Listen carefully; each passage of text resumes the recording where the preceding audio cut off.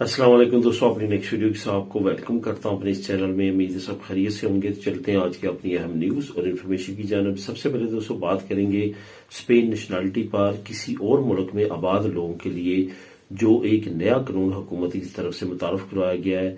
ये कानून क्या है, किस तरह इससे बेनिफिट्स आएंगे, इस पे बात करेंगे। उसके बाद कनाडा यूरोपीय यूनियन की मेंबरशिप की ताज़ा तरीन अपडेट्स हैं जिसमें मुख्तलिफ दोस्त कमेंट्स भी कर रहे हैं, इसको कवर करूंगा।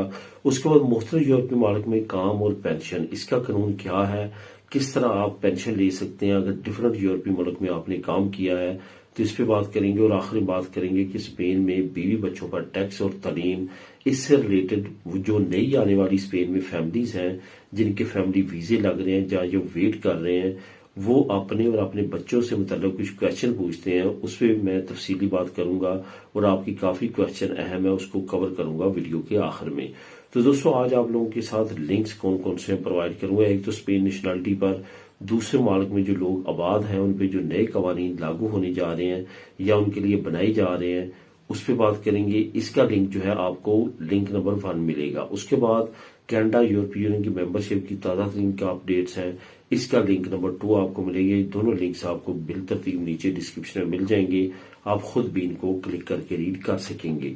तो दोस्तों सबसे पहले तो बात करते हैं कि स्पेन नेशनलिटी पर दूसरे मुल्क में आबाद जो लोग हैं उनके लिए हुकूमत क्या करने जा रही है और क्या नई अनाउंसमेंट है। इससे पहले आप तमाम दोस्तों से ये गुजारिश है जो इस चैनल पे नए हैं या वो जिन्होंने अभी तक इस चैनल को सब्सक्राइब नहीं किया, लाजमी तौर पर चैनल को सब्सक्राइब करें ताकि मजीद ऐसी आने वाली वीडियोस आप तक बर वक्त पहुंच सके। तो दोस्तों सबसे पहले तो मुल्क में जो नहीं रहे स्पेन की नेशनलिटी लेने के बाद दूसरे मुल्क में जा चुके हैं, उनके बारे में हुकूमत ने एक नया प्लान तैयार किया है। असल में इस प्लान के मुताबिक उनको मुख्तलिफ बेनिफिट्स देने की अनाउंसमेंट की गई है।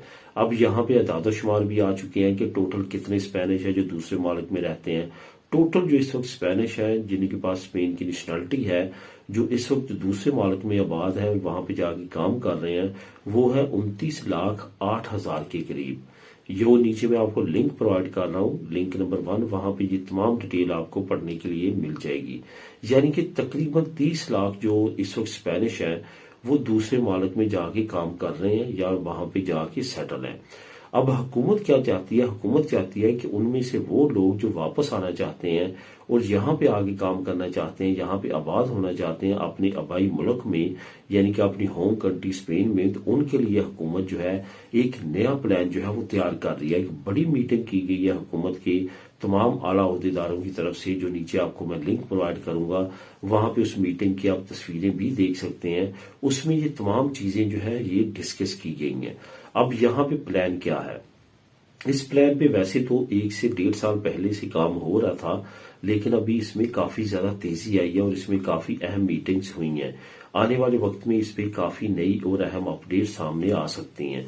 अब इस पे काम ये हो रहा है कि जो लोग दूसरे मुल्क में जाके आबाद हैं और वो स्पेन में आके यहाँ पे काम करना चाहते हैं तो उनको बेनिफिट्स दिए जाएंगे। फॉर एग्जाम्पल उनको बिजनेस करने के लिए आसान शराइत पे लोन दिया जाएगा, कम इंटरेस्ट पे लोन दिया जाएगा, घरों के लिए उनको फैसिलिटेट किया जाएगा।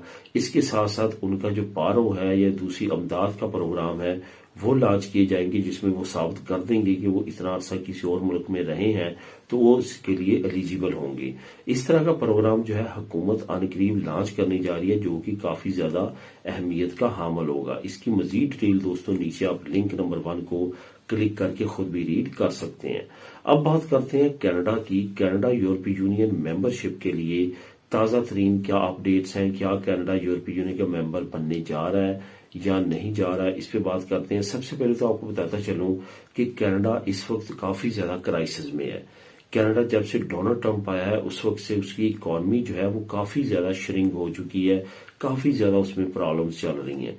कनाडा क्योंकि बहुत ज्यादा डिपेंड करता था यूएसए पे, डोनाल्ड ट्रंप आने के बाद यूएसए ने अपना हाथ खींच लिया है। जो सब्सिडी दी जाती थी कनाडा को उसको जीरो कर दिया, खत्म कर दिया है और इसके साथ साथ उस पर 25% तक टैक्स भी लगा दिया है।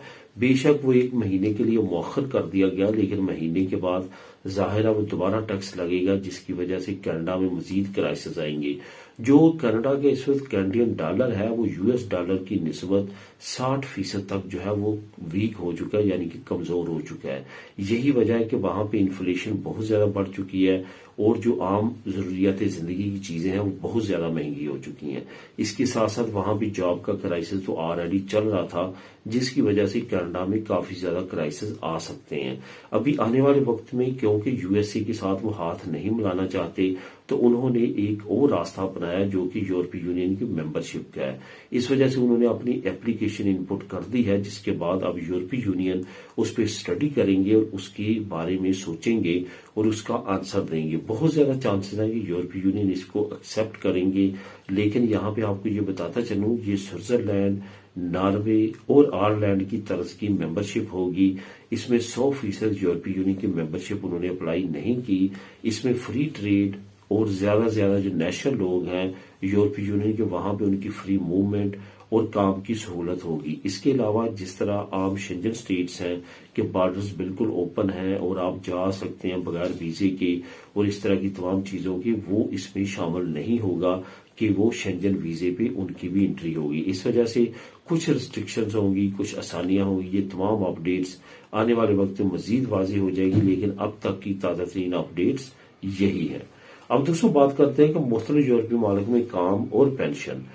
अब बहुत सारे दोस्तों के जहन में ये आता है, अगर हमने स्पेन में 10 साल काम किया, 5 साल हमने जर्मनी में काम किया, 5 साल फॉर एग्जाम्पल हमने आयरलैंड में काम किया, इसमें 2-3 साल हमने किसी स्कैंडिनेवियन कंट्री में काम किया, तो अब हमारी एज जो है वो पेंशन की एज को पहुंच चुकी है, तो अब पेंशन हम किस तरह लेंगे, इसके बारे में भी काफी दोस्तों के कमेंट आते हैं। तो यहाँ पे आपको बताता चलूं, इसके बारे में यूरोपीय यूनियन के 2 ऑप्शन हैं। नंबर 1 तो ये कि आप जिस मुल्क में रहना चाहते हैं, आखिर में जहां पे आपने काम किया या नहीं भी किया, जिस मुल्क में यूरोप में आप रहना चाहते हैं, वहां पे बैठ के हर मुल्क में जहां जहां आपने काम किया है उनके हर मुल्क के कानून के मुताबिक वहां पे इंडिविजुअली जाके अपनी पेंशन अप्लाई करें और जिस मुल्क में आप रहना चाहते हैं बैंक अकाउंट उस मुल्क का देते जाएं। तो क्या होगा कि तमाम ममालिक की जो पेंशन है वो आपके उसी बैंक अकाउंट में आएगी और वहीं पे आपको जो है वो मिला करेगी। ऐसा नहीं होगा कि हर मुल्क में जाके आपने अलग-अलग बैंक अकाउंट में जो है अप्लाई करनी है और वहां से कलेक्ट करनी है। दूसरा ऑप्शन ये है, जिस मुल्क में आप रहते हैं, जहां पे रहना चाहते हैं, उस मुल्क का जो डिपार्टमेंट है, जैसे यहाँ पे सूरिया सोशल सेपे है, इंस है, सिंधा है, ऐसे डिपार्टमेंट हर मुल्क में मौजूद होते हैं।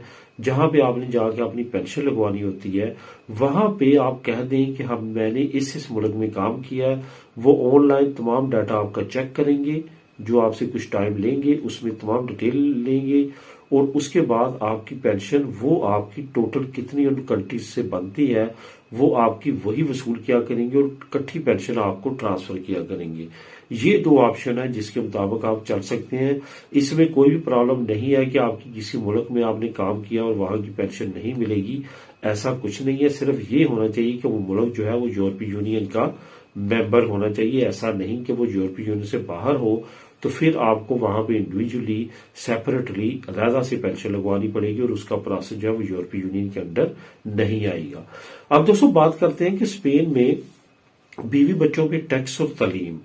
यहाँ पे आपको बताता चलूं कि जो बंदा आपको यहाँ पे लेके आता है, सबसे पहले तो आपको ये बताता चलूं कि ख्वाह उसके पास स्पेन की नेशनलिटी हो, ख्वाह उसके बाद 2 साल का लीगल यहाँ पे रेजिडेंट कार्ड हो या PR हो, इसमें कोई फर्क नहीं है।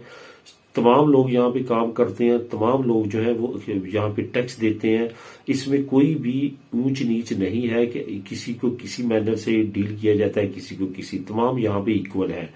जो 2 साल की रेजिडेंसी रखने वाला है वो अपने बीवी बच्चों को लेके आता है, उसके लिए भी रूल रेगुलेशन वही है। जो एक नेशनलिटी होल्डर वाला अपने बीवी बच्चों को लेके आता है और उसके लिए भी रूल रेगुलेशन वही है।